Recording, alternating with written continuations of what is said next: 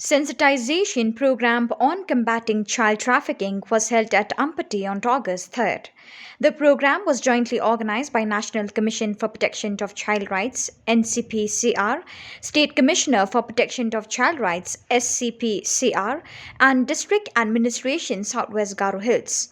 The program was chaired by S.K. Marak, Deputy Commissioner of Southwest Garo Hills at DRDA Conference Hall, Ampati, as a part of Azadi Ka Amrit Mahotsav. The theme of the program is to combat the menace of child trafficking in bordering districts of India. Attending the program were officers of different departments who are dealing with the cases against child abuse, like EAC, Superintendent of Police, ASP and DSPs, representatives from anti human trafficking units, Juvenile Justice Board, Child Welfare Committee, Special Juvenile Police Unit, Child Welfare Police Officer, Social Welfare Officer, District Child Protection Officer, and also police officers in charge of stations across the district.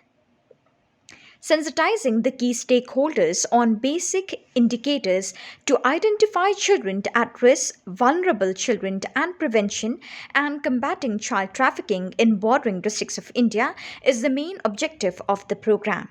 And open discussion took place with lively participation from stakeholders who shared their experiences and also exchanged ideas on improving techniques related to handling such cases.